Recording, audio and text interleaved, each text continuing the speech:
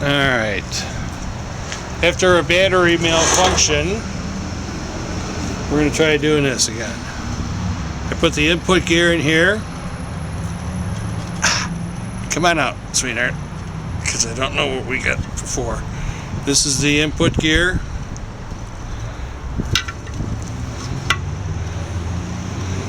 Then you take the fork that's lower. This is your high input gear. Just throw that in there, line it up with that shaft. Alright.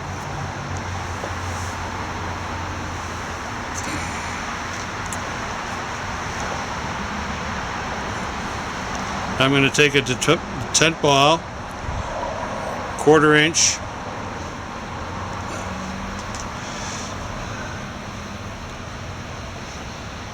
I like a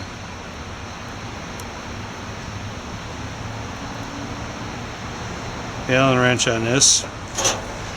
I'm going to get that.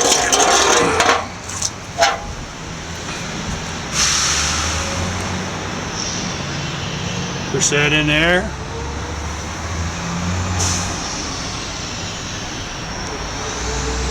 Then you've got your spring and this little piece of steel that sits inside the spring. And set that in there.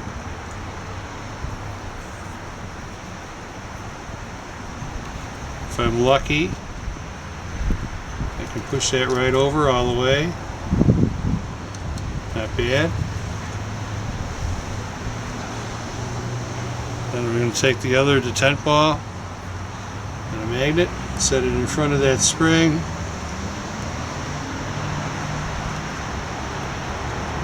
Come on, sweetheart.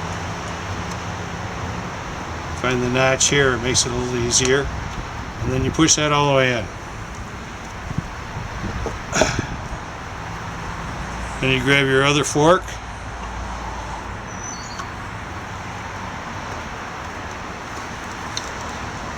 And try to squeeze that by there.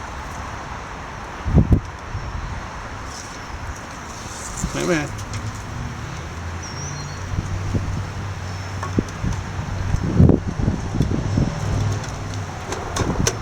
There you go. Alright, I'm in the neutral position on this one. This one is down. You want to bring this one up. Now I'm in neutral. These two are lined up. I want to go up one more on this side.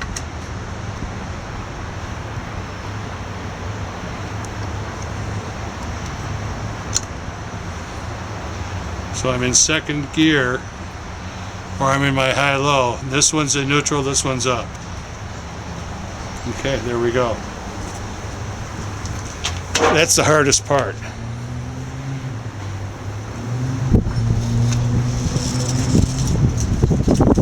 Take my second and high-low.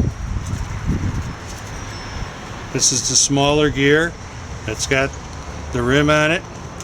The gear goes down. I'm going to slide that in. This is my low in reverse. This is the larger gear. I want to turn that up so the two grooves match each other and bring that into there. Just kind of line those up.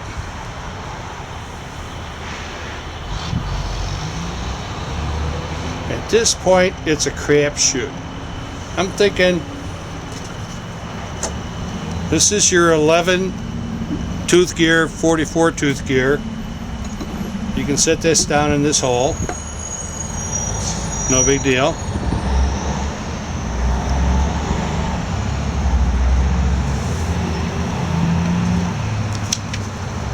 This is your splined gear, and notice this C-ring on the top. This goes down through all of this, and seats in the bottom.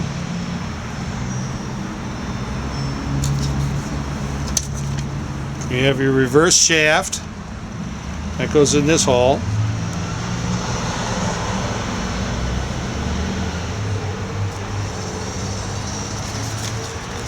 Then you have your reverse idler This is beveled on one side. You can see there's a flange here,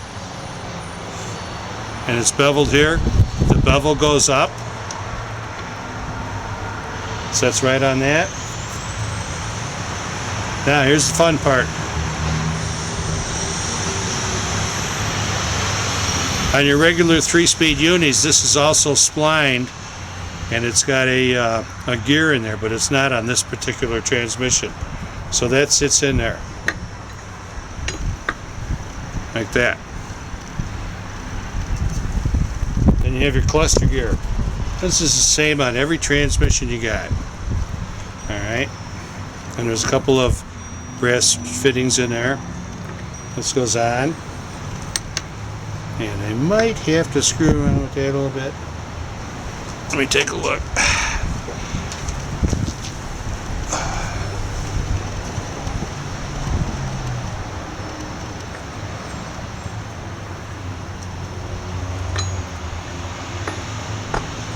I may want to get that on there first. Kind of slide it in like that. There you go.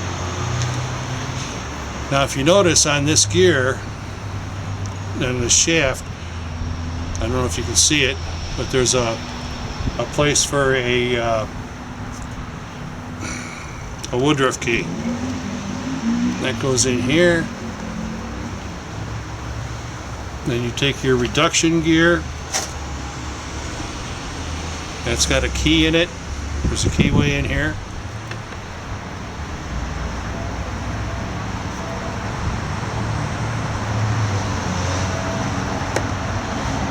And that slides down.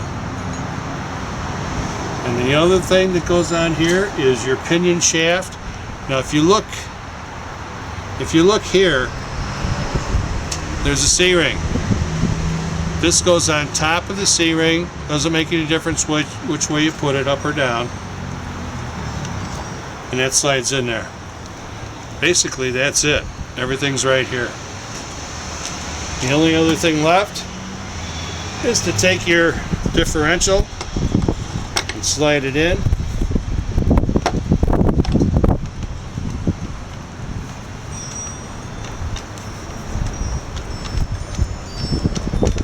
Come on, sweetheart. And that's going to sit down in those gears with the bolts up. If the bolts are down, it'll interfere with that gear that's the 44T. So you want that geared up. Basically, that's it. We're going to drop this down into neutral and line those gears up, and everything should turn. If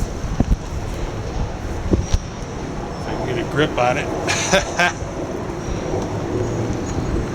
There you go.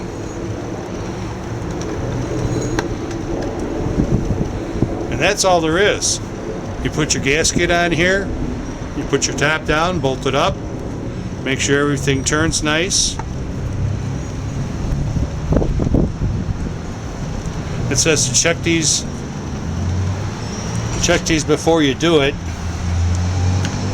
Bring it up in the, and everything should turn.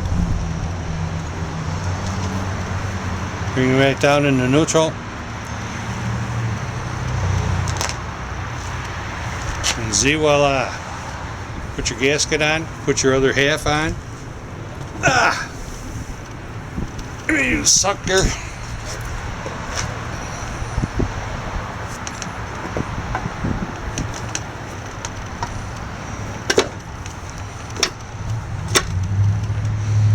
There you got it.